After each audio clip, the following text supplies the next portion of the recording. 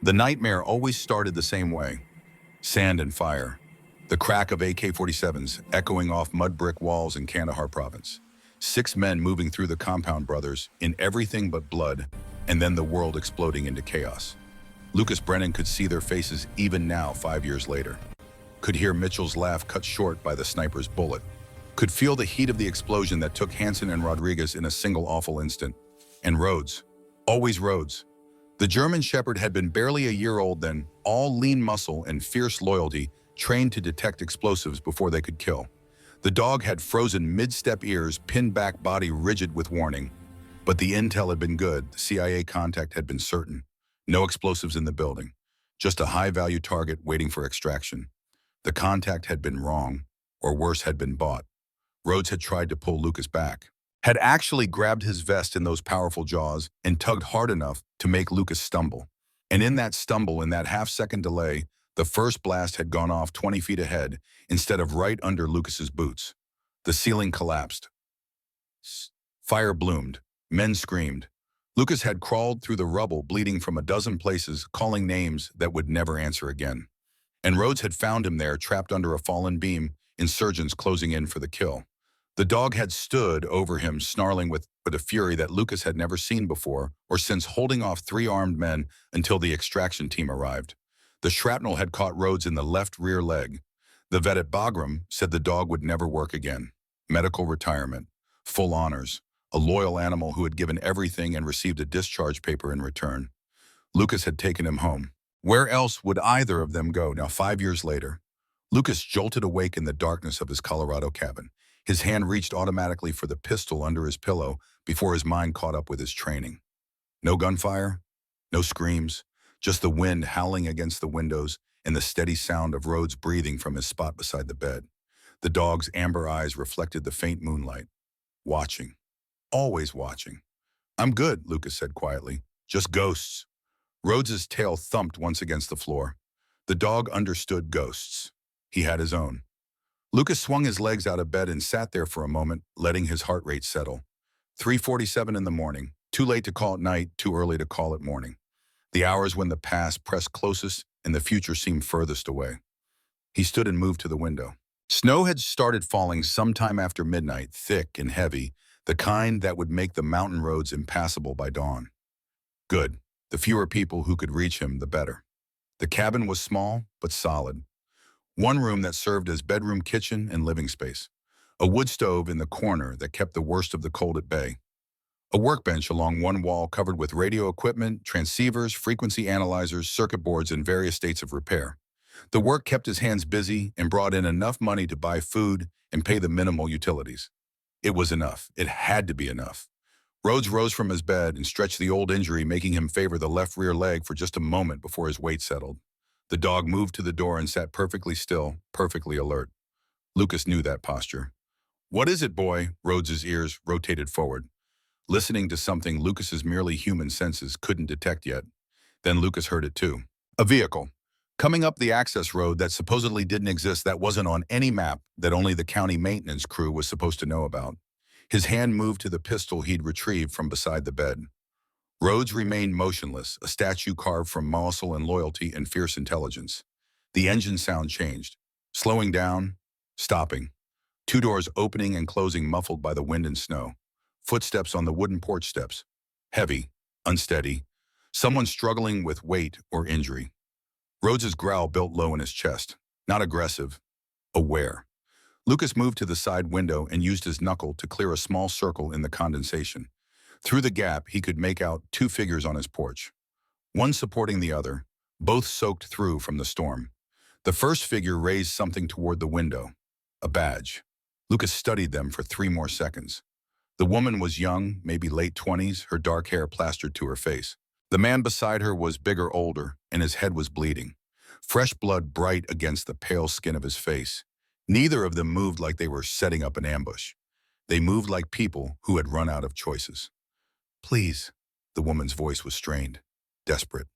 "We need help." Lucas's jaw tightened. This was exactly what he'd come to these mountains to escape. Other people's wars, other people's problems, other people's lives depending on decisions he might get wrong. Rhodes looked up at him. Those amber eyes held something that might have been judgment or might have been understanding. Hard to tell with dogs. They saw the world in simpler terms than humans did. Threat or not threat, pack or not pack, help or walk away. The woman knocked again. 3 rapid strikes that rattled the door against its frame. Lucas made his decision. He crossed to the door and unbolted it, opening it 6 inches with his body angled behind the frame. The cold hit him immediately, wind driving snow into the cabin. State your business. The woman held up her badge again. Her hand trembled. Detective Isabel Hart, Colorado State Police, badge number 4827. This is Sergeant Thomas Wade. Our vehicle was ambushed 2 miles east. Radio's dead. We've got men pursuing us and nowhere else to go. Lucas looked at the man. Wade's eyes were glassy, unfocused. Blood ran freely from a gash above his left ear, mixing with rain and melting snow on his collar. His breathing came shallow and fast. Shock, maybe. Concussion, definitely. How many pursuing? 3 that I saw, maybe more. Armed. Rhodes's growl deepened. His head swung toward the tree line, ears rotating like satellite dishes, picking up a distant signal. Lucas had spent 15 years learning to read Rhodes's body language. The dog was tracking multiple positions at once. The woman had said 3. Rhodes was counting at least 4. Another one had joined them while they were talking. Inside, Lucas said. Now, move slow. Detective Hart half-carried Wade through the doorway. Lucas closed the door behind them and threw all 3 bolts. Then he killed the main lamp, dropping the cabin into shadows broken only by the wood stove's orange glow. Sit him there. Lucas pointed to a chair near the heat. Don't touch anything else. Hart guided Wade into the chair. The sergeant slumped forward, pressing his palm against the wound on his head. His uniform was torn at the shoulder and caked with mud. When he lifted his hand, Lucas could see the blood wasn't clotting properly. The wound gaped deep and ugly.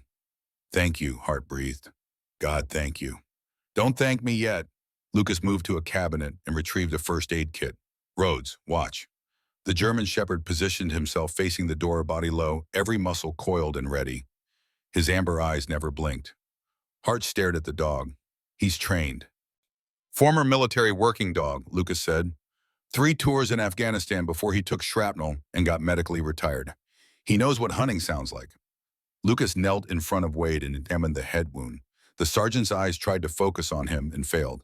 How long ago did this happen? Maybe 30 minutes. Hart's voice cracked. They hit us from both sides. Ran us off the ridge road. Tom got thrown when we rolled. You rolled the vehicle into a ravine. It caught fire. We barely got out. Lucas cleaned the wound with practiced efficiency. The gash was deep but clean. Wade would need stitches eventually, but the immediate danger was shock and blood loss. He pressed a gauze pad into Hart's hand and guided it to the wound. Firm pressure. Don't let up. She nodded, her jaw tight with determination. Lucas stood and crossed to his equipment table. An array of radio equipment sat there, handheld units, a spectrum analyzer, a laptop showing waveform patterns. He picked up his most sensitive scanner and powered it on. The needle twitched once, then flatlined. That's not right, he said quietly. What is it? Your radio didn't die because of the storm. He adjusted the frequency. Tried again. Same result. Someone's jamming communications in this area. Military-grade suppression. Hart's face went pale. That's not possible. Drug runners don't have that kind of equipment. Lucas turned to look at her. Who said anything about drug runners? The silence stretched. Rhodes's ears swiveled toward the back of the cabin. His growl returned, softer now but more insistent. We weren't tracking drug runners, Hart said finally. Her voice dropped. We were investigating something else. What? She hesitated, looked at Wade, who had closed his eyes and was breathing through clenched teeth. Women have been disappearing from the small towns around here. 6 in the past 4 months. Young women. Vulnerable women. Nobody was looking for them because nobody thought they mattered. Lucas felt something cold settle in his chest. Human trafficking. We found evidence that they're using the old mining tunnels to move victims. Tom and I were the only ones willing to push the investigation. Tonight we got close. Too close. How close? We found the entrance. An abandoned mine called Blackwell Shaft, maybe 8 miles from here. We saw vehicles, armed guards. Her voice broke. And then they were behind us, like they knew exactly where we'd be. Rhodes suddenly barked, sharp and urgent. Once, twice. Lucas was at the window in 2 strides. Through the rain, barely visible against the tree line, a flashlight beam swept across the forest floor. Then another. Then a third. They're here, he said. Hart's hand went to her sidearm. How many? 3 lights. Could be more without. We need to call for backup. There has to be some way to... The jamming extends at least 2 miles, Lucas said.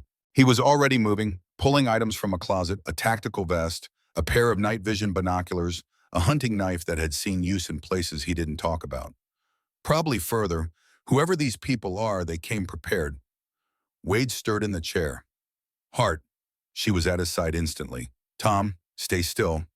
My badge. His words came slurred but urgent. Check my badge. What? When they ran us off the road, one of them said something. Said they always knew where I was. Said he winced, hand pressing harder against his wound. Said the department takes care of its own. Hart's face drained of color. Tom, that doesn't make any sense. Check the badge. Her hands shook as she unclipped the shield from his belt. She turned it over, examined the back, ran her fingers along the edges. There's nothing here. Just... She stopped. Her thumbnail had caught on something. A tiny seam in the metal backing that shouldn't have been there. Lucas handed her the hunting knife. Open it. She pried at the seam. The back panel of the badge popped off, revealing a hollow space underneath. Inside, a device the size of a hearing aid battery blinked with a faint red light. GPS tracker, Lucas said grimly.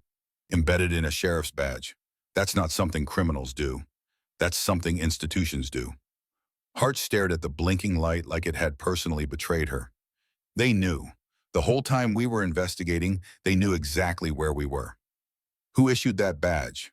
The department. Standard issue when Tom made sergeant last year.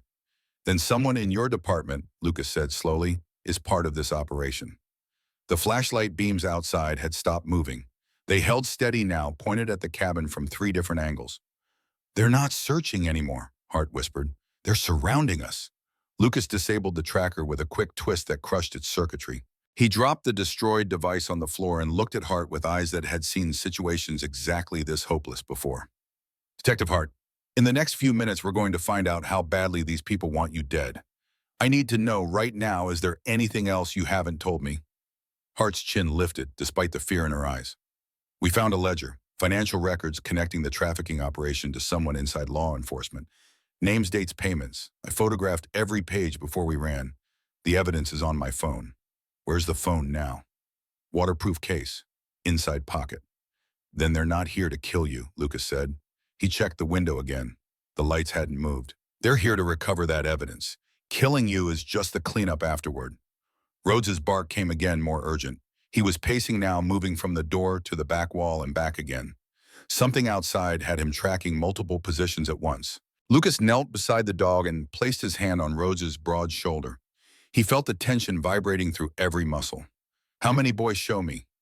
Rhodes moved to the front door and held, then to the east window, then the rear wall, 4 distinct positions before returning to center.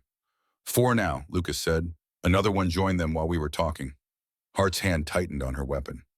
What do? We don't panic. Panic is what gets people killed. Lucas stood and faced her directly. I've been in worse situations than this. I've been in situations where everyone around me died and I had to keep moving anyway. The only difference between the people who survive and the people who don't is decision-making under pressure. Do you understand? Yes. Your sergeant needs medical attention you can't give him here. These men outside want evidence that will put powerful people in prison. And somewhere out there are women who have been taken from their families and are waiting for someone to find them. He paused. That's what we're fighting for tonight. Not just ourselves, them too. A sharp crack echoed from outside, not gunfire wood splitting under pressure. Someone was testing the integrity of the rear wall. Wade forced himself more upright in the chair. Color was returning to his face as adrenaline overrode his injury. I spent 24 years believing in that badge, he said hoarsely. Believing it meant something. And now you're telling me the same people I trusted. He trailed off, swallowing hard. The badge is a piece of metal, Lucas said. It doesn't mean anything by itself. The only thing that matters is what the person wearing it chooses to do. Another crack from outside, closer to the corner this time. They're probing for weak points, Lucas continued. Standard technique. Apply pressure at multiple positions. See where the defensive breaks first. How do you know that? Hart asked. Because I used to be the one doing it. Hart processed that information in silence. When she spoke again, her voice had steadied. What's the plan? First, we need to understand what we're dealing with. Lucas moved to his equipment table and retrieved a small device, a parabolic microphone connected to a headset. They've jammed our transmissions, but they're still talking to each other. Radio discipline in civilian operations is usually sloppy. He cracked the window just enough to extend the microphone's dish toward the tree line. Static filled the headset for a moment, then resolved into voices. In position, package confirmed inside. 2 plus the homeowner. Copy, what about the dog? Big German Shepherd, looks alert, could be a problem. Then remove the problem first. Silent approach. Window breach on my signal. Lucas pulled back the microphone. His face had gone very still. They know we're here. They know about roads, and they're planning to breach through the windows in a coordinated assault. When soon, they're just waiting for confirmation from their leader. Rhodes had stopped pacing. He stood rigid near the door, a deep, continuous growl rolling from his chest. He understood the tone in those voices, even if he couldn't parse the words. He knew the sound of men preparing to do violence. There's something else, Lucas said. The voice giving orders, I recognize the radio protocol. It's law enforcement tactical communication. These aren't hired criminals. They're trained officers. Hart's weapon rose instinctively. Officers, deputies. Maybe. State Patrol. I can't tell which agency, but they've had tactical training. They know how to clear a building. They know how to neutralize threats. Then how do we fight them? We don't. Lucas crossed to a cabinet near the back wall and pulled out a backpack already loaded with supplies. Not directly. There's too many of them and they're too well trained. Our only advantage is that they think this is a containment operation. They're expecting scared civilians waiting to be captured. They're not expecting someone who knows their playbook. He handed the backpack to Hart. There's a game trail behind the cabin that leads down to Cooper Creek. Follow the water northwest for half a mile, and you'll hit the old logging road. Cell service picks up about a mile past that point. Hart stared at him. You want us to run? I want you to survive. You have evidence that can expose this entire operation. That evidence is worthless if you're dead. I'm not leaving you here alone. You're not leaving me. Lucas whistled softly and Rhodes immediately moved to his side. Rhodes is going with you. He knows these woods better than any of those men out there. He'll get you to safety. Wade struggled to his feet, swaying but determined. She's right. We don't leave people behind. That's not how we do things. Sergeant, with respect, you can barely stand, Lucas said. His voice was matter-of-fact, not cruel. You'll slow her down and get both of you killed. The best thing you can do right now is stay here with me and make noise. Let them think both targets are still in the cabin, while Detective Hart runs alone in the dark with a combat-trained German Shepherd who has pulled wounded operators out of Taliban territory. Lucas met Wade's eyes. I would trust him with my life. I have trusted him with my life. He won't let anything happen to her. A new sound came from outside. Multiple footsteps moving in coordinated patterns, spreading wider around the cabin's perimeter. We're out of time, Lucas said. Detective Hart Bell, you need to go now. Hart looked at Wade. The sergeant's face was pale, streaked with blood and rain, but his eyes were clear. Go, he said. Get that evidence to someone who can use it. Find out who did this to us. Tom, that's an order. He tried to smile and almost managed it. I'm still your supervising officer for another few hours. Don't make me write you up. Hart's eyes glistened, but she nodded. She gripped her phone through her jacket pocket, feeling the weight of the evidence she carried. Rhodes. Lucas pointed to Hart. Guard. Escort. Go. The German Shepherd moved to Hart's side without hesitation. He pressed against her legs, solid and warm, his presence a promise. Lucas pulled open the back door just wide enough for them to slip through. Wind and rain rushed in, carrying the smell of wet pine and churned earth. Stay low. Stay quiet. Follow Rhodes, Lucas said. He'll know if anyone's close before you do.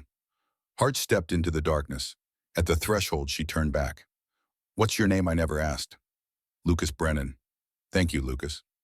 Thank me when this is over. She disappeared into the storm. Rhodes's dark form moved beside her, barely visible, against the trees, guiding her downslope toward the creek. Lucas closed the door and turned to face Wade. Can you hold a weapon? I can try. Lucas retrieved a shotgun from a locked case and pressed it into the sergeant's hands.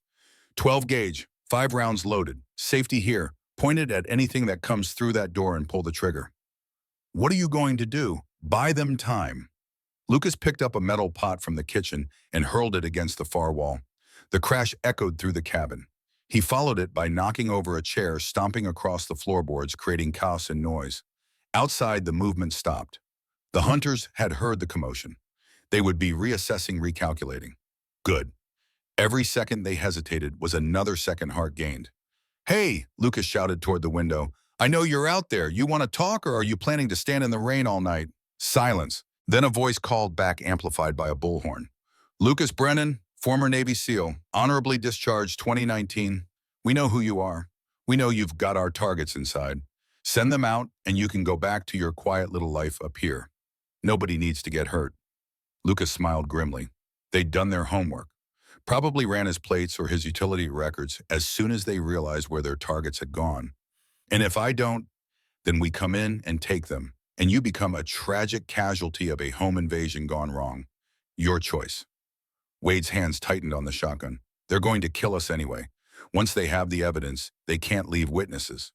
I know, Lucas said, but they don't know Hart's gone yet. As long as they think both of you are still in here, they'll try to contain the situation. They want this clean, professional, bodies that tell a simple story. So what do? We make it messy. Lucas picked up the destroyed tracker from the floor and held it up to the window, making sure it caught what little light remained. Looking for this, bad news, your GPS is offline. You'll have to do this the hard way. A long pause. Then the bullhorn crackled again. You've got 60 seconds to open that door. Or what? You'll huff and puff. 45 seconds. Lucas turned to Wade. When they breach, they'll come through the windows first. Flashbangs or smoke to disorient, then entry team through the front. Stay low, behind the stove. It's cast iron. It'll stop most rounds. You've done this before. Too many times. 30 seconds. Lucas moved to the corner where darkness pooled deepest and pressed his back against the wall. In his hand, the hunting knife reflected no light at all. 15 seconds. Outside, Rhodes's growl had faded into the distance. Hart was moving. She was running. She had a chance. Lucas closed his eyes for just a moment and let himself remember why he'd come to this mountain in the first place. To escape the violence, to find peace, to stop being the weapon other people pointed at their problems. But some things couldn't be run from. Some fights came to you whether you wanted them or not. Time's up. Glass shattered. The night exploded into chaos. And somewhere in the darkness below, a woman ran for her life with a faithful dog guiding her through the storm, carrying evidence that could burn an empire of evil to the ground. Glass exploded inward as two windows shattered simultaneously. Smoke canisters followed, spinning across the floor and filling the cabin with thick white clouds that burned Lucas's eyes and throat. He didn't panic. Panic was death. Lucas dropped low, pressing against the wall where the smoke hadn't reached yet. His ears tracked the sounds, boots hitting the porch, weight shifting against the doorframe, the metallic click of weapons being readied. "Way down," he shouted. The sergeant had already thrown himself behind the cast iron stove. The shotgun trembled in his grip, but his finger stayed off the trigger. Discipline. Good. The front door burst open. Two figures rushed through, moving in tactical formation, weapons sweeping the smoke-filled room. Lucas waited. Let them commit to their entry path. Let them think they owned the space. The first man passed within arm's reach. Lucas moved like water fluid, silent, inevitable. His arm snaked around the man's throat from behind, knife pressing against the tactical vest's gap at the collar. The second man spun, weapon rising, but Lucas had already repositioned his hostage as a shield. "Drop it," Lucas said calmly, "or your friend here learns what his jugular looks like. You're making a mistake." The second man's voice was steady, professional. "We have this place surrounded. You can't win." "I'm not trying to win. I'm trying to have a conversation." A third figure appeared in the doorway, taller than the others, moving with the confident authority of command. Even through the dissipating smoke, Lucas could make out the insignia on his tactical vest. Sheriff's Department, just as he'd suspected. "Stand down," the commander ordered his men. Then to Lucas, "You're Brennan Wright, the SEAL, former." "Once a SEAL, always a SEAL, that's what they say." The commander stepped fully into the cabin, hands visible but not raised. "I'm Captain Emmett Morrison, and I think we've gotten off on the wrong foot here. Your men just threw flashbangs into my home. I'd say we're well past wrong feet. A misunderstanding. We were told hostile forces had taken refuge here. We thought we were protecting you." "Protecting me?" Lucas laughed, a short, harsh sound. "Is that what you call hunting two police officers through the mountains?" Morrison's expression didn't change. "Detective Bart and Sergeant Wade are persons of interest in an ongoing investigation. They've stolen classified evidence and fled custody. We're here to bring them back safely. Safely. Wade's voice came from behind the stove, thick with anger and pain. You ran us off a cliff, Morrison. You tried to kill us. Sergeant Wade, Morrison turned toward the voice, his tone shifting to something that sounded almost like concern. You're injured. Let us help you. This doesn't have to escalate further. I saw your men's faces. I know who was driving that truck that hit us. You suffered head trauma. You're confused. I'm not confused. Wade struggled to his feet using the shotgun as a brace. Blood had soaked through the bandage on his head, but his eyes blazed with clarity. I'm finally seeing clearly for the first time in years. Lucas maintained his grip on the hostage, watching Morrison's micro-expressions. The man was calculating odds, measuring distances, deciding whether to push or pull back. Where's Detective Hart? Morrison asked quietly. Not here. The tracker shows. The tracker is in pieces on my floor. Lucas kicked the destroyed device toward Morrison's feet. Technology fails. You should know that. Something shifted in Morrison's eyes. The professional mask slipped for just a moment, revealing something colder underneath. Something desperate. Mr. Brennan, I'm going to be direct with you. Detective Hart is carrying evidence that could destroy lives. Good lives. People who have served this community for decades. People who traffic women, you mean? That's not... Morrison stopped himself, regrouped. This is more complicated than you understand. Then explain it to me. I can't do that. Can't or won't. Both. Morrison took a step forward. But I can tell you this. If that evidence reaches the wrong hands, people will die. Not criminals. Innocent people. Families. Children. Lucas felt the hostage tense in his grip. The man was getting ready to make a move, probably on Morrison's signal. That's quite a speech, Lucas said. You practice it on all your victims before you make them disappear. Morrison's jaw tightened. Last chance, Mr. Brennan. Tell us where Hart went and you can go back to your quiet life. Nobody needs to know you were involved.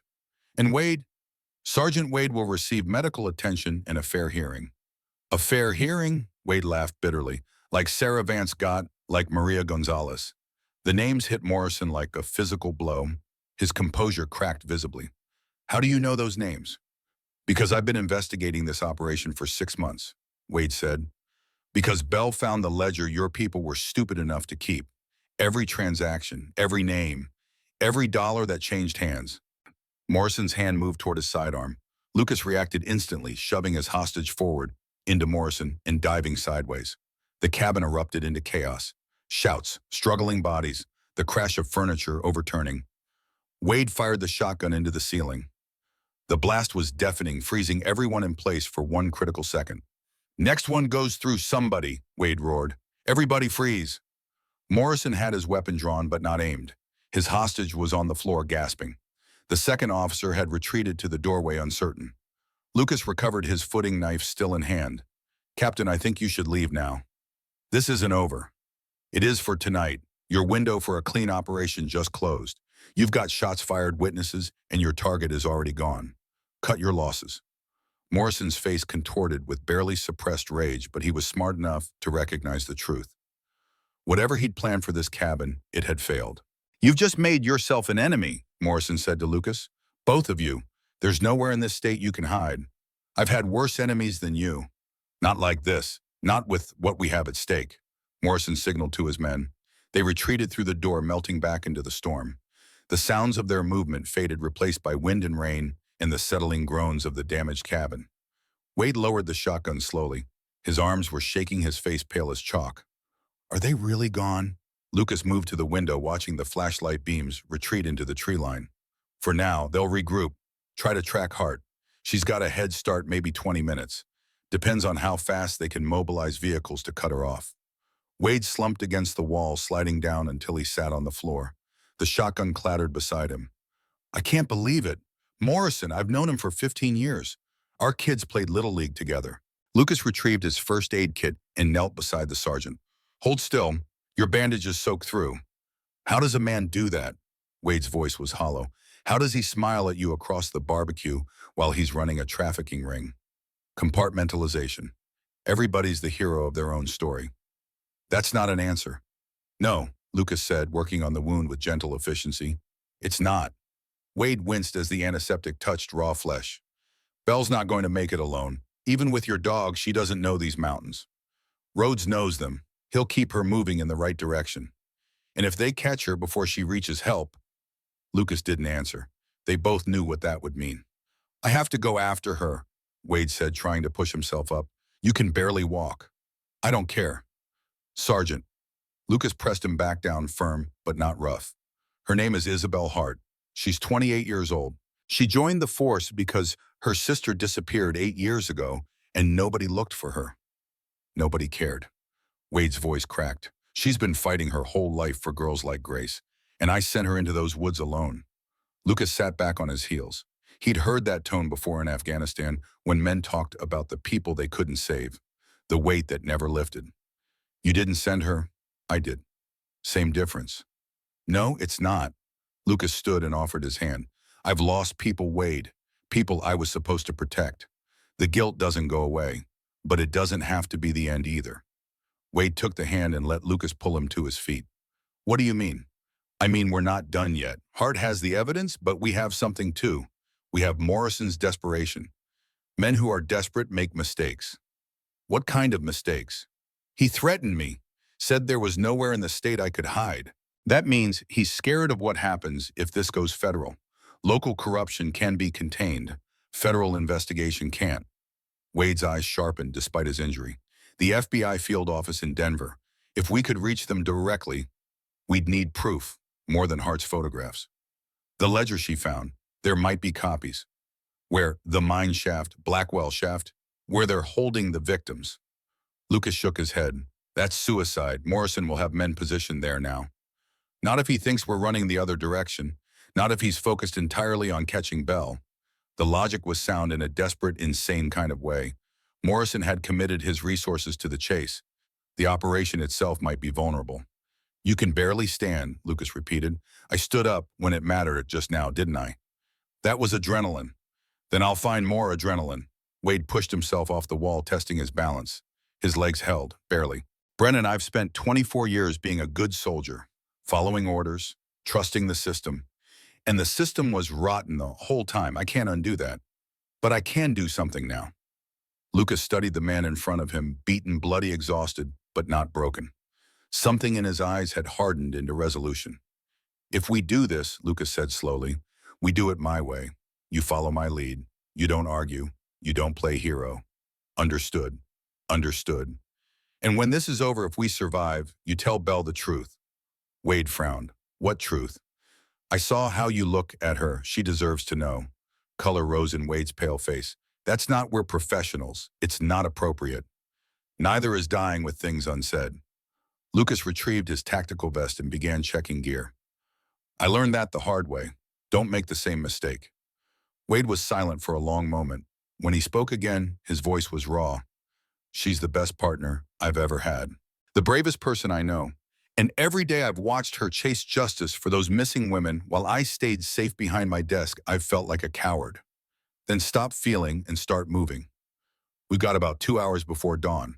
That's our window. Lucas handed Wade a tactical flashlight, a handheld radio useless with the jammer active but potentially valuable later, and a backup pistol. Can you shoot with that hand? Wade flexed his fingers. They moved through not smoothly. Enough. Enough will have to do. They moved to the back door, the same one Hart and Rhodes had slipped through minutes ago. The rain had lessened to a steady drizzle, and through the clouds, Lucas could see the first hints of moonlight. The mine is 8 miles northeast, Wade said. Old logging roads most of the way, but the last 2 miles are rough terrain. I know a shortcut through Miller's Canyon. Cuts 3 miles off if you can handle the climb. I can handle it. Lucas opened the door. Cold air rushed in, carrying the scent of pine and distant smoke. Wade, the sergeant's hand caught his arm. Why are you doing this? You don't know us. You don't owe us anything. Lucas looked out into the darkness toward the mountains he'd called home for 5 years. The quiet he'd sought, the peace he'd never quite found. A year after I left the service, I read about a girl who went missing from a town just like this one. 15 years old. The investigation went cold in a week. Nobody cared enough to keep looking. What happened to her? I don't know, that's the point. Lucas stepped out into the night. Maybe tonight we find out what happened to all of them. They moved into the forest, leaving behind the damaged cabin with its shattered windows and smoke-stained walls. Above them, the storm continued to retreat, And somewhere in the darkness ahead, both Hart and the answers they sought waited to be found. Belle's lungs burned as she scrambled down the rocky slope toward Cooper Creek. Rhodes moved ahead of her, his dark form barely visible against the trees, pausing every few seconds to check that she still followed. The dog was incredible. Every time she stumbled, he was there pressing against her leg to steady her. Every time she hesitated at a fork in the trail, he chose the path without hesitation. But they weren't alone. She could hear them now, voices calling to each other through the forest flashlight beams, sweeping the slopes above her position. They'd found her trail faster than she'd hoped. Rhodes suddenly froze. His ears flattened, and a low warning growl rumbled in his chest. Belle dropped behind a fallen log, pressing herself into the mud and leaves. Through the branches, she could see a flashlight beam cutting through the trees maybe 50 yards uphill. "Check the creek bed," a voice called. Male, young, frustrated. "She'll follow the water." They knew. Of course they knew. These were cops trained in pursuit and tracking. Running to the creek had been obvious. Rhodes's nose touched her hand. He tugged gently at her sleeve, pulling her toward a dense thicket of brush she would never have noticed on her own. She crawled after him, branches scratching her face, thorns tearing at her jacket. The space was tight, claustrophobic, but it opened into a small, natural hollow beneath an ancient pine's root system. Rhodes pressed against her, his warmth the only comfort in the cold darkness. His breathing had slowed, controlled and silent, as if he understood the need for absolute quiet. Footsteps approached, heavy boots on wet leaves. The flashlight beam swept directly over their hiding spot, lighting up the branches above Belle's head. She stopped breathing. "Nothing here," the voice said. "She must have gone further downstream." "Keep looking. Morrison wants her found before dawn." The footsteps moved on. The voices faded. Belle counted to 60 before she let herself breathe again. "Good boy," she whispered against Rhodes's ear. Good boy." The dog's tail thumped once against her leg. She pulled out her phone and checked the screen. Still no signal. The jammer's range was wider than Lucas had estimated. She'd have to keep moving, get further from the cabin before she could call for help. But the pursuers were ahead of her now, between her and the logging road. The obvious path was blocked. Belle looked at Rhodes. The dog met her eyes with that uncanny intelligence she'd noticed from the moment they met. "Is there another way?" Rhodes rose and moved toward the opposite end of the hollow. He paused at the edge, looking back at her. Waiting. Another way. Deeper into the wilderness, away from the roads and the phones and any hope of quick rescue. Belle thought about Tom, wounded and fighting back at the cabin. She thought about Lucas, a stranger who had risked everything to help them. She thought about the women in those photographs taken from their families, shipped like cargo to whatever horrors awaited. She followed the dog into the darkness. The path Rhodes chose led Belle through terrain that no human would have found in darkness. The dog moved with absolute certainty, weaving between boulders and fallen trees, always staying close enough for her to follow the pale flash of his undercoat. Her legs screamed with exhaustion. Her lungs ached from the cold air. But she kept moving because stopping meant dying. And dying meant those women would never be found. Rhodes suddenly halted. His body went rigid, head low, ears pinned back. Belle froze. She'd learned to trust his warnings. Voices drifted through the trees, close, too close. She couldn't make out words, but she recognized the cadence of men coordinating a search pattern. Rhodes pressed against her leg and guided her sideways off the faint trail and into a gap between two massive boulders. The space was barely wide enough for her shoulders. She squeezed through, feeling rocks scrape against her back, and found herself in a narrow crevice that smelled of damp earth and old leaves. The dog followed his warm bulk, filling the space beside her. Footsteps approached. Heavy, confident. Someone who wasn't worried about being heard. "She's not on the creek path," a voice said. Young, impatient. "Maybe the dog took her higher." "Dogs don't think like that." An older voice, calmer. "They follow the path of least resistance. She's somewhere between here and the ridge. Morrison wants her found in the next hour." Morrison can want whatever he wants. These mountains don't care about his timeline. The footsteps paused directly outside the crevice. Belle could see the beam of a flashlight playing across the rocks above her head. One sweep lower and they'd spot the gap. Rhodes's growl built in his chest so low she felt it more than heard it. She pressed her hand against his side, a silent plea for silence. The growl stopped. "Nothing here," the younger voice said. "Let's check the north ridge." The footsteps moved away. The flashlight beam disappeared. Belle counted to 100 before she moved. Her hands shook so badly she could barely grip the rock as she squeezed back out of the crevice. "That was too close," she whispered. Rhodes licked her hand once, then turned and continued up the slope. They had to keep moving. Every minute they stayed still was a minute the net tightened around them. The terrain grew steeper. Belle's boots slipped on wet rock, and twice she would have fallen if Rhodes hadn't braced against her. The dog seemed tireless, but she could see him favoring his left rear leg slightly. The old shrapnel injury Lucas had mentioned. Even heroes had limits. She checked her phone again. Still no signal. The jammer's range was incredible. Military-grade, Lucas had said. What kind of trafficking operation had access to military-grade equipment? The answer hit her like cold water. They weren't just corrupt cops. This operation had connections far beyond local law enforcement. The equipment, the coordination, the way they'd known exactly where to find Tom's tracker, someone with serious resources was protecting this network. Rhodes stopped at the crest of a small ridge and looked back at her. In the faint moonlight breaking through the clouds, she could see his eyes reflecting amber. Which way, boy? The dog turned and began descending the other side. Belle followed, and as she crested the ridge, she saw it. Far below, nestled in a valley, a cluster of lights that didn't belong to any town she knew. Blackwell Shaft, the abandoned mine. Except it clearly wasn't abandoned anymore. She counted vehicles, 4 trucks, 2 SUVs, a van with no windows. Her stomach turned at the sight of that van. This was it, the hub of the operation. And it was crawling with activity, even in the middle of the night. We found it, she breathed. Rhodes, we found it. The dog whined softly. His attention wasn't on the lights below. It was fixed on something behind them, back the way they'd come. Belle turned. 3 flashlight beams were moving along the ridge they'd just crossed, converging on their position. They'd been spotted. Belle ran. Gone was any pretense of stealth. The flashlight beams behind her were gaining, and her only advantage was the head start Rhodes had given her. The dog ran beside her, occasionally darting ahead to check the path, then falling back to guide her around the obstacles she couldn't see. Her lungs burned. Her legs felt like they were filled with sand.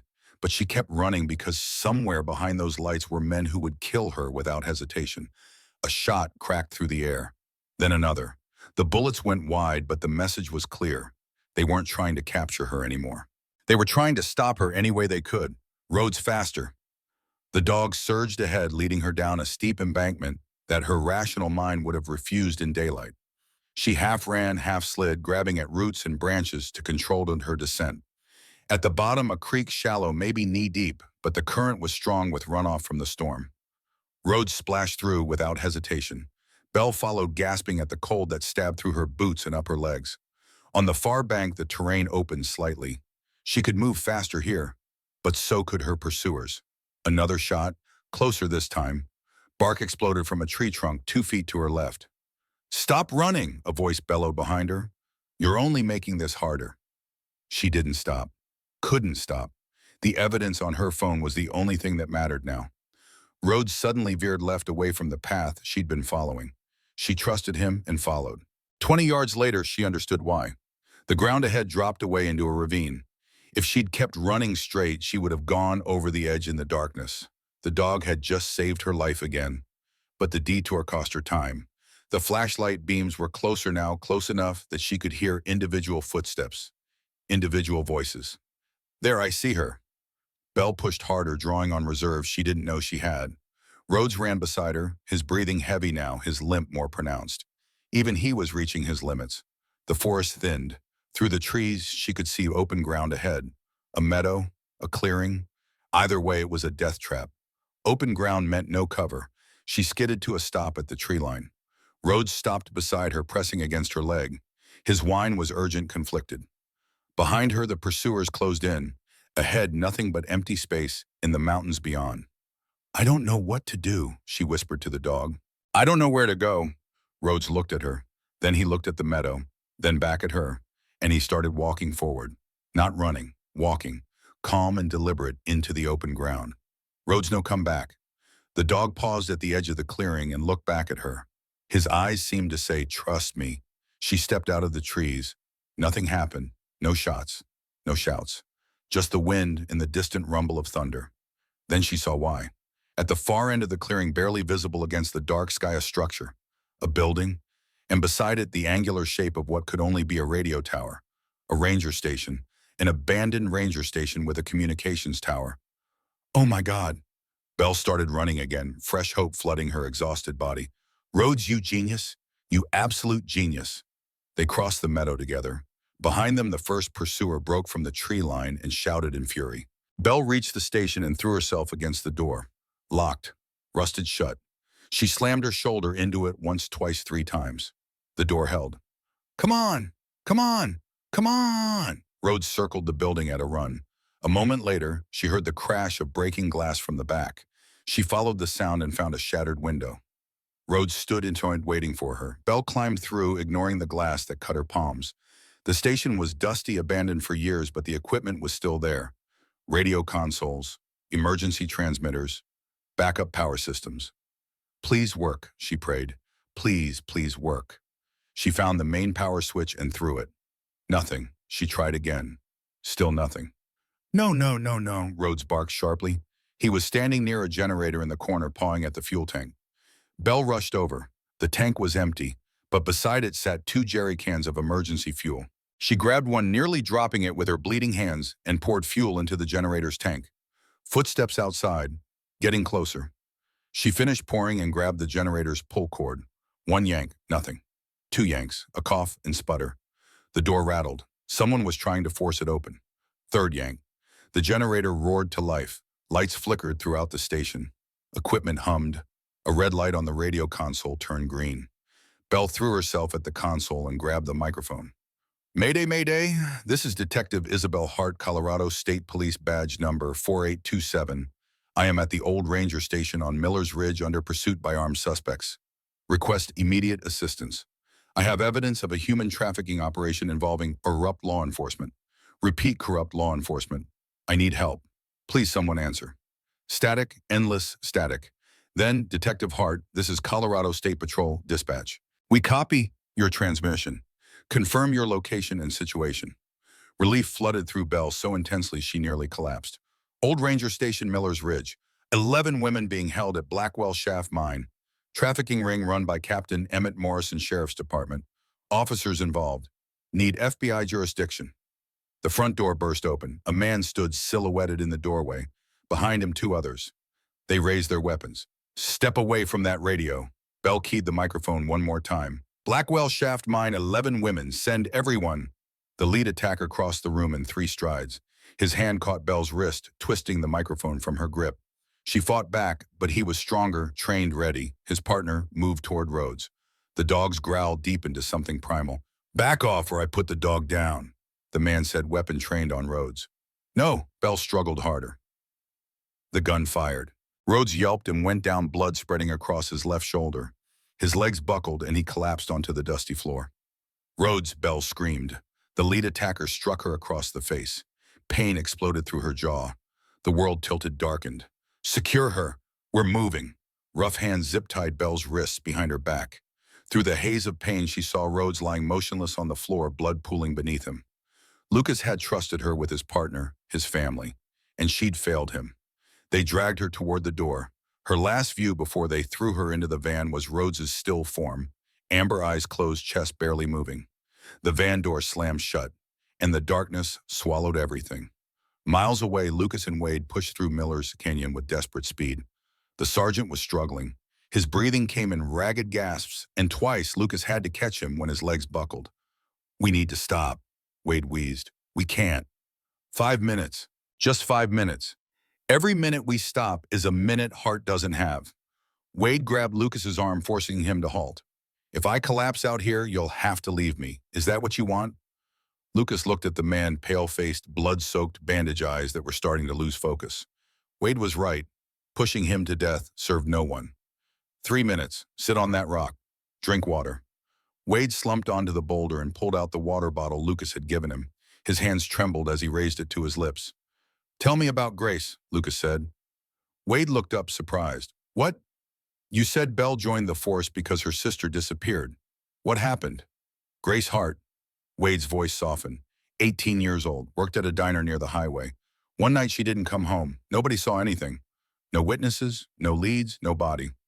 When was this? 8 years ago. Belle was still in high school. She watched her parents fall apart. Watched the police give up after 2 weeks. Something broke in her that day, and something else got forged. That's why she took this case. She didn't take it. She made it. Wade shook his head. The first disappearance happened 6 months ago. A waitress from a truck stop. Nobody cared. But Belle noticed. She started connecting dots nobody else was looking at. Young women, vulnerable women, all within a 100-mile radius. All gone without a trace. And the department ignored her. Worse, they told her to drop it. Said she was wasting resources on runaways and drifters. Wade's jaw tightened. I should have listened to her sooner. I should have pushed back harder. Instead, I just kept my head down like a good soldier. You're not keeping your head down now. No, I'm not. Wade stood testing his legs. They held. 3 minutes is up. Let's move. They continued through the canyon, the terrain gradually leveling out. Lucas's internal clock told him they'd covered about 4 miles. The mine was still another 3 miles ahead, but they were making better time than expected. A sound stopped them both, distant echoing off the rocks. An engine. No multiple engines coming from the direction of the mine. They're mobilizing it, Lucas said. Something's happening. Belle, maybe. Or maybe they're moving the victims before dawn. Wade's face hardened. We have to get there now. They broke into a jog, ignoring the pain, ignoring the exhaustion. The engine sounds grew louder, then began to fade, heading in a different direction. Lucas grabbed Wade's arm and pulled him behind a rock formation. Wait. Headlights appeared on the old logging road below them. A convoy of 3 vehicles moving fast, heading east away from the mine. They're running, Wade said. They're abandoning the operation. No, Lucas watched the vehicles disappear around a bend. Those are pursuit vehicles. They're going after Hart. How do you know? Because that van in the middle, that's a mobile command unit. They're coordinating the hunt from there. Wade stared at the empty road. She led them away. She drew them off. She's smart. She knows the evidence on her phone is the priority. As long as they're chasing her, they're not protecting the mine. But she's giving us a window. Lucas started moving again. We can't waste it. Lucas and Wade reached the mine entrance just as the first rays of dawn touched the eastern peaks. Wade's condition had deteriorated.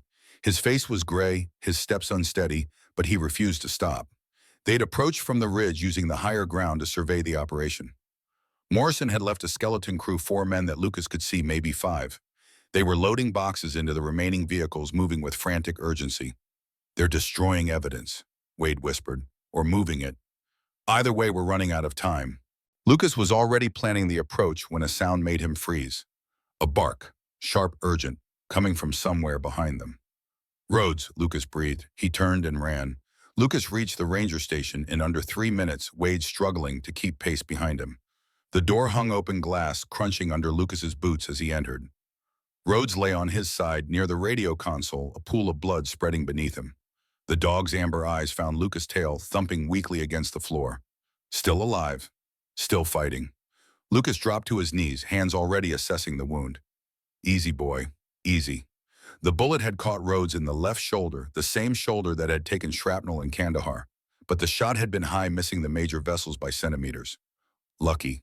Or maybe Rhodes's old injury had shifted bone structure just enough to deflect the worst of it. Is he? Wade appeared in the doorway, breathing hard. He'll live. Lucas pulled emergency medical supplies from his vest, working with the efficiency of someone who'd treated battlefield wounds too many times. But he needs a vet, soon. He packed the wound, applied pressure, wrapped it tight with gauze and athletic tape. Rhodes whined but stayed still, trusting Lucas's hands the way he'd trusted them for 6 years. We have to move, Wade said. Belle's running out of time. Lucas looked at Rhodes. The dog met his eyes with that familiar, stubborn determination. Can you walk? Lucas asked. Rhodes struggled to his feet. His left front leg wouldn't fully bear weight, but he could move, could still fight. Then we finish this, Lucas said, together. They left the station, Lucas supporting Rhodes on the injured side, moving toward the mine where Belle fought alone in the dark. The mine entrance had gaped before them like a mouth waiting to swallow the unwary. Lucas had taken down 3 of the skeleton crew guards with cold efficiency. Wade had provided covering fire, dropping the 4th with a shot that was more luck than skill given his condition. But the 5th guard had gotten off a warning shot before Lucas's knife found him. Inside, the mine alarms were already wailing. They know we're here, Wade said. Good. Creates chaos. Chaos helps us. They entered the tunnels, Rhodes limping between them. The dog's nose worked despite his injury, tracking scents through the damp air. He pulled them left at the first junction, then right, then deeper. He knows where Belle is, Lucas said. They followed the dog deeper into the mountain. Belle's hands were raw and bleeding from sawing the zip tie against sharp rock. The plastic finally gave way with a snap that sent pain shooting through her wrists, but her hands were free. "What are you doing?" Teresa whispered from somewhere in the darkness. "Getting us ready." Belle flexed her fingers, feeling blood return and painful tingles. "When that door opens, we fight." "Fight," a younger voice, Jennifer maybe, hopeless. "They have guns. And we have 11 people who have nothing left to lose." Belle felt along the walls, searching for anything that could be used as a weapon.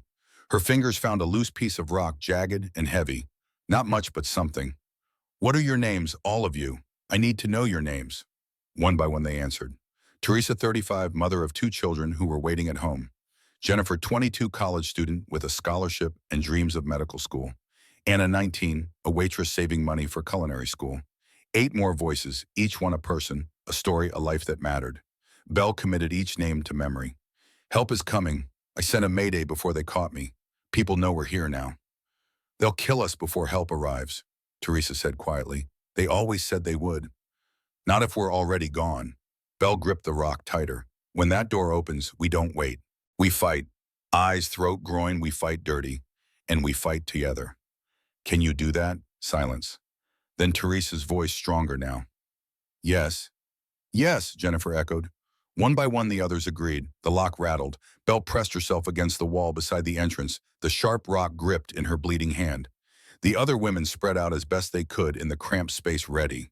The door swung open, light flooded in, blinding after the darkness. A single guard stepped through. "Time to move." Morrison wants everyone loaded before Belle struck. The rock caught him on the temple with a sickening crack. The guard staggered, and suddenly 11 desperate women were on him like a wave.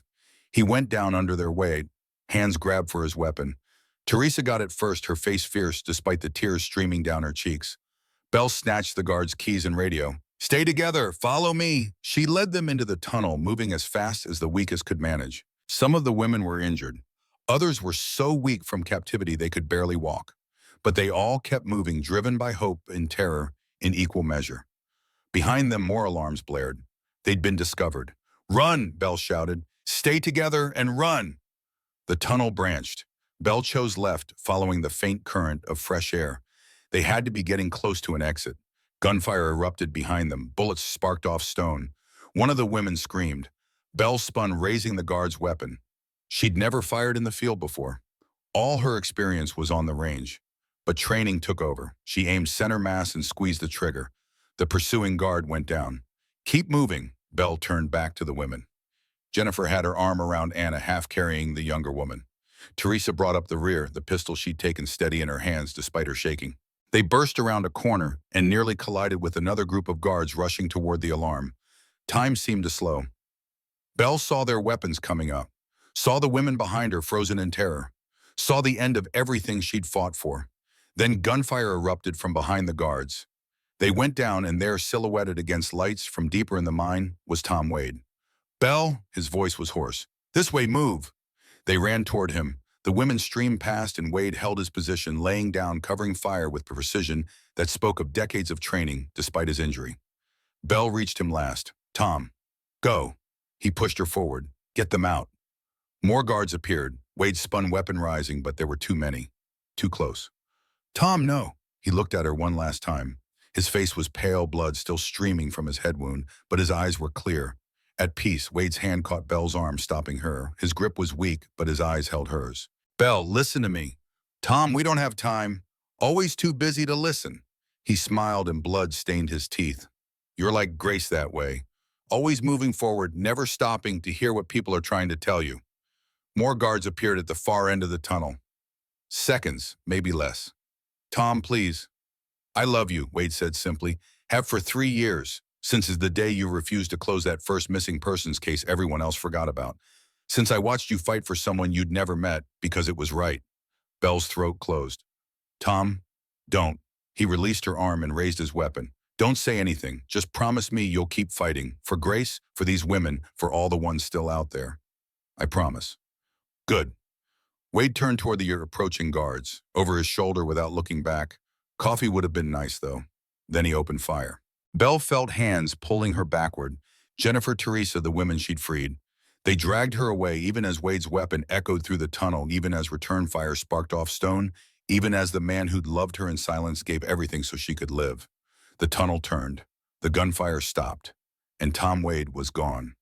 Lucas and Rhodes found Belle 30 seconds later surrounded by 11 terrified women, her face streaked with tears in someone else's blood. Wade, Lucas asked quietly. Belle couldn't speak, could only shake her head. Lucas's jaw tightened. He understood. He'd lost his team the same way watching them die so others could live. The women, he said, all of them, 11, all alive.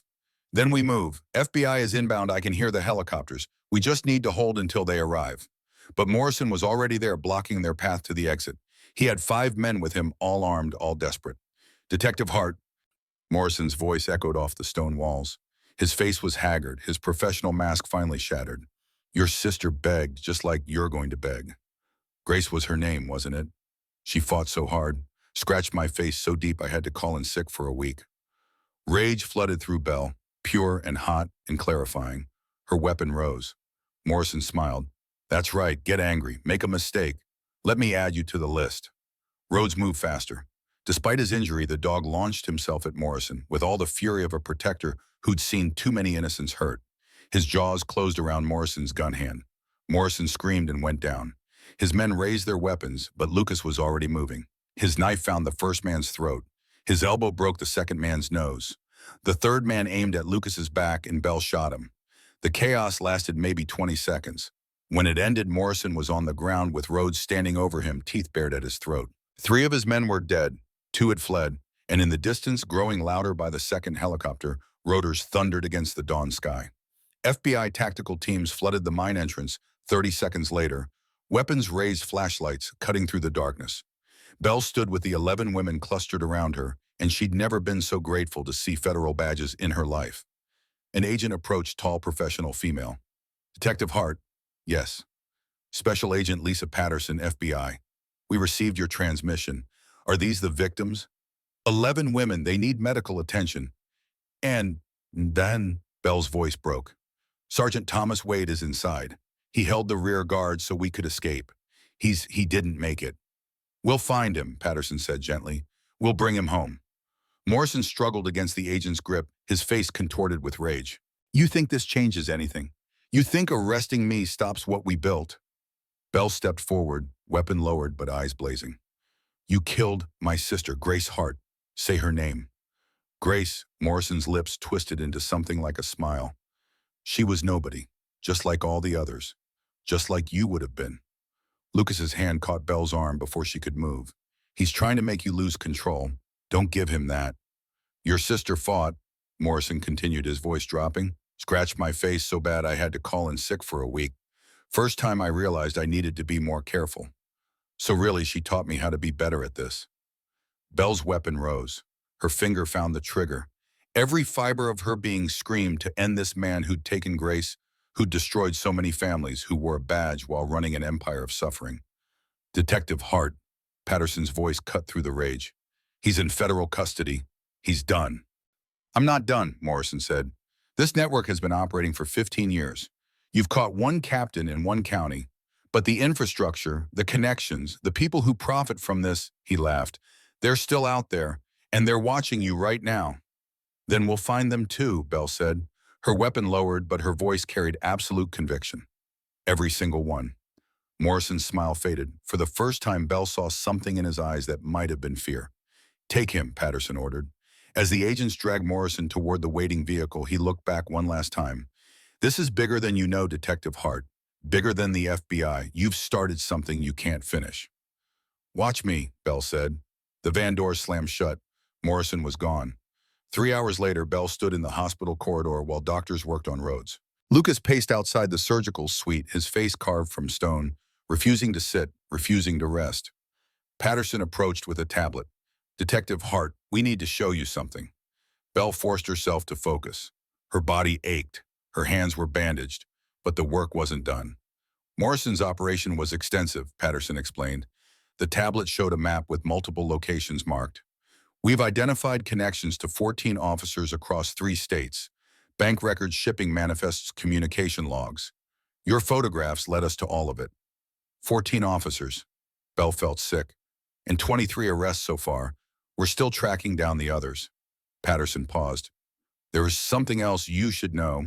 The dispatcher who took your Mayday call, Jennifer Reeves, was Morrison's sister-in-law. Bell's blood went cold. She tried to suppress it. She did suppress it, logged your transmission as a prank call, never forwarded it to response teams. Patterson's jaw tightened. But your broadcast went out on multiple frequencies. State Patrol backup channel picked it up independently. A trooper named Lieutenant Sarah Vance. Sarah Vance, Bell's voice cracked. Tom mentioned that name. Morrison reacted when he heard it. Because Lieutenant Vance has been conducting her own quiet investigation for 2 years. She heard your Mayday recognize the corruption signatures and bypassed normal channels entirely. Called FBI Direct. Patterson paused. Without her, Morrison's people would have had another 6 hours to clean up and scatter. Your timing, her instincts, that's what broke this open. Bell felt the weight of how close they'd come to total failure. One honest officer in the right place at the right moment. Where is Lieutenant Vance now? Lucas asked, appearing beside them. Protective custody. The network put a contract out on her within an hour of Morrison's arrest. Patterson's expression hardened. These people aren't just local corruption. They have reach, resources. This goes deeper than one sheriff's department. Then we keep digging, Bell said. There's one more thing, Patterson said carefully. Morrison gave up the location of a secondary site during interrogation, a property he used in the early days of the operation before he got more organized. We sent a forensics team. Bell's chest tightened. You found bodies. 4 sets of remains. Dental records confirmed? Patterson paused. I'm sorry, Detective. One of them was Grace Hart. The world went very still. Bell had known since Teresa spoke Grace's name in that cell, but knowing and hearing were different things. Were there others? 3 more. All young women, all disappeared between 8 and 10 years ago. We're notifying their families now. Bell nodded, couldn't speak, couldn't think. The surgical suite door opened. A veterinarian emerged, still in scrubs. Lucas was at her side in 2 strides. Your dog is stable, the vet said. The bullet missed major vessels. We've cleaned and closed the wound. He'll need rest and restricted activity for 6 weeks, but he should make a full recovery. Lucas's shoulders sagged with relief he'd been holding back for hours. Can I see him? He's still sedated, but yes, follow me. Bell watched Lucas disappear through the doors. Then she turned back to Patterson. The task force you mentioned, I'm in. Patterson nodded. We'll need someone to coordinate with Lieutenant Vance's evidence. You two would work well together. And Lucas, if he's willing, his tactical skills and Rhodes' abilities would be invaluable. Bell looked through the window of the surgical suite. Lucas sat beside a Rhodes' recovery cage, his hand resting on the dog's head, speaking words she couldn't hear. A warrior and his loyal companion, both wounded, both healing, both ready to fight again when called. He'll be willing, Bell said. 6 months later, Bell stood in front of a room full of law enforcement officials, federal agents, and media representatives. Behind her, a display showed photographs of recovered victims, arrested perpetrators, seized evidence. Operation Mountain Shadow has resulted in 47 arrests across 4 states, she announced. Her voice was steady now, confident. We have recovered 19 victims and shut down 3 major trafficking routes. This work continues. Applause filled the room. Camera flashes strobed. In the front row, Lucas sat with Rhodes at his feet. The dog wore a service vest decorated with commendation ribbons, civilian honor, military working dog, distinction, unit citation. Rhodes bore the attention with stoic patience, though his tail wagged when Bell looked his way. Beside Lucas sat Agent Patterson and Supervisory Agent Diane Crawford, the woman who'd built the task force from the ground up. 52 years old, 25 years in the FBI, and no patience for politics or bureaucracy when lives were on the line. After the ceremony, Bell found Lucas and Rhodes in the parking lot. Lucas was loosening his tie with the expression of a man who'd rather face enemy fire than another hour in dress clothes. Good speech, he said. I hate speeches. Couldn't tell. Rhodes pressed against Bell's leg and she scratched behind his ears. The bond between them had deepened over 6 months of working together. The dog had proven invaluable not just for his training, but for his ability to sense danger, to comfort victims, to provide a steady presence when everything else was chaos. Next briefing is Monday, Bell said. Maryland, Nevada operation, similar pattern to Morrison's network. Lucas looked at the mountains visible on the horizon. For a long moment, Bell thought he might refuse. Might say he'd had enough, done enough, given enough. But then Rhodes bumped his hand and Lucas smiled. Just a small thing, barely visible, but real. I'm in. Bell's phone buzzed. A message from Crawford, Arizona case just broke. Young mother missing 3 days. Local PD requesting task force assistance. She showed Lucas the screen. How long until wheels up, he asked. 4 hours. Then we'd better move. They walked toward Lucas's truck together. Roads between them, tail wagging, ready for the next mission. Behind them, the sun climbed higher into a clear Colorado sky. Somewhere in Arizona, a mother was missing. A family was waiting. A clock was ticking. But they weren't waiting alone anymore. Because in a federal building in Denver, Agent Crawford was already assembling the team. In hospitals across 3 states, 19 women were rebuilding their lives. In a cemetery on the edge of town, wildflowers marked a grave that would never be forgotten. And on highways cutting through the American West, warriors moved toward their next battle. A former SEAL who'd found his purpose, a detective who'd found her calling, and a K-9 who'd found his pack. Tom Wade's name was engraved on the memorial wall at the sheriff's department alongside other officers who died in the line of duty. But his real monument was the task force he'd helped create with his sacrifice, a team dedicated to finding the lost and bringing them home. Grace Hart's case file was finally closed after 8 years. But her legacy lived on in every victim her sister saved, every network Bell dismantled, every family that got their daughter back. The fight would never end. The darkness would always be there waiting. But so would they. Lucas climbed into the driver's seat. Bell rode shotgun. Rhodes settled between them, his head resting on Bell's lap, warm and solid and alive. Ready? Lucas asked. Always, Bell said. The engine started. The road stretched ahead toward Arizona, toward another fight, toward women waiting in the dark. And as they drove toward the horizon, the last words Tom Wade had ever spoken echoed in Bell's memory. Coffee would have been nice, though. She smiled through tears. Yeah, Tom, it would have been. Then she pulled out her phone and opened the case file. Work to do, lives to save, justice to serve. The light had come to the storm, and it wasn't leaving.